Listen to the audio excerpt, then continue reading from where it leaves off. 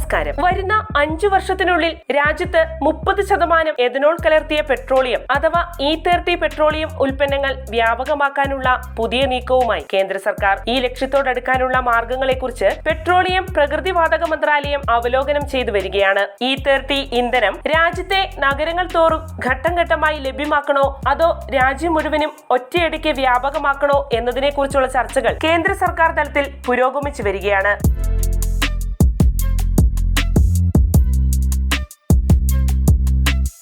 1 litre പെട്രോളിലോ ഡീസലിലോ 30 milli ethanol കലർത്തി ലഭ്യമാക്കുന്നതാണ് E30 ഇന്ധനങ്ങൾ. Crude oil ഇറക്കുമതിയെ ആശ്രയിക്കുന്നത് കുറയ്ക്കുക, പരിസ്ഥിതി സുസ്ഥിരതയ്ക്ക് ഊന്നൽ നൽകിയുള്ള ഇന്ധനങ്ങൾ രാജ്യത്ത് പ്രചാരത്തിലാക്കുക എന്നീ ലക്ഷ്യങ്ങൾ മുന്നിൽ കണ്ടാണ് കേന്ദ്ര സർക്കാർ ഇത്തരമൊരു നീക്കം നടത്തുന്നത്.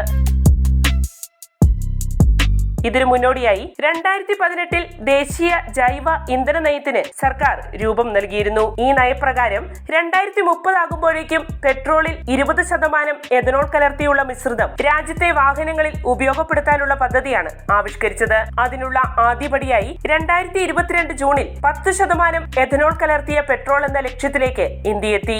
അതിനു പിന്നാലെ 2030 എന്ന യഥാർത്ഥ സമയപരിധിക്ക് 5 വർഷം മുമ്പ് 20% എഥനോൾ കലർത്തിയ പെട്രോൾ ഇന്ധനം അഥവാ E20 എന്ന ലക്ഷ്യം രാജ്യം സാധ്യമാക്കി. അതിന്റെ ഭാഗമായി ഈ വർഷം ഏപ്രിൽ മാസത്തോടെ രാജ്യത്ത് വിൽക്കുന്ന മുഴുവൻ പെട്രോൾ വാഹനങ്ങളും ബൈഫ്യൂവൽ വാഹനങ്ങൾ പോലുള്ള IC എഞ്ചിൻ വാഹനങ്ങളും E20 ഇന്ധനത്തിൽ ഓടുന്ന വിധത്തിലേക്ക് മാറ്റണമെന്ന് കേന്ദ്ര സർക്കാർ ഉത്തരവിട്ടിട്ടുണ്ട്. മാത്രവുമല്ല, ഈ മാസം 1 മുതൽ രാജ്യത്തുടനീളമുള്ള മുഴുവൻ ഇന്ധന സ്റ്റേഷനുകളിലും E20 പെട്രോൾ സംഭരണവും വിൽപ്പനയും നിർബന്ധിതമാക്കിയിട്ടുമുണ്ട്.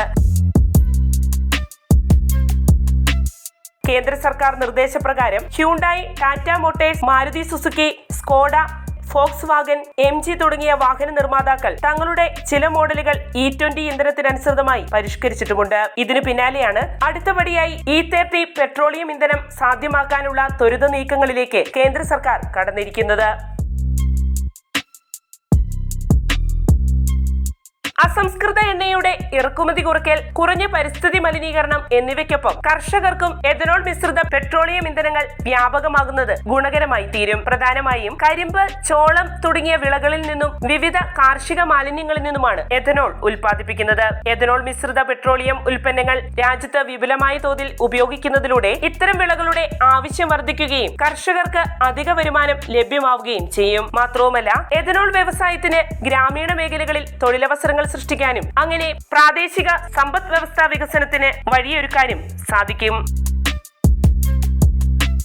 അതേസമയം എഥനോൾ കലർത്തിയുള്ള ഇന്ധന ഉപയോഗം വ്യാപകമാക്കാനുള്ള സർക്കാർ തീരുമാനം പെട്രോൾ കാർ ഉടമകളെ സംബന്ധിച്ച് ചില ബുദ്ധിമുട്ടുകൾ ഉയർത്തുന്നുണ്ട്. ഇന്ധനത്തിൽ എഥനോളിന്റെ അളവ് കൂടുന്നത്, പ്രത്യേകിച്ച് 25%-ലധികമാകുന്നത് വാഹനങ്ങളുടെ എഞ്ചിൻ കാര്യക്ഷമത, ഇന്ധന കാര്യക്ഷമത എന്നിവയെ ദോഷകരമായി ബാധിച്ചേക്കാം. E20 കംപ്ലൈന്റ് അല്ലാത്ത പഴയ വാഹനങ്ങൾക്ക് പെട്രോളിയം ഉൽപ്പന്നങ്ങളിൽ എഥനോളിന്റെ അളവ് കൂടുന്നത് വിവിധ പ്രശ്നങ്ങൾക്ക് കാരണമായി തീർന്നേക്കാം.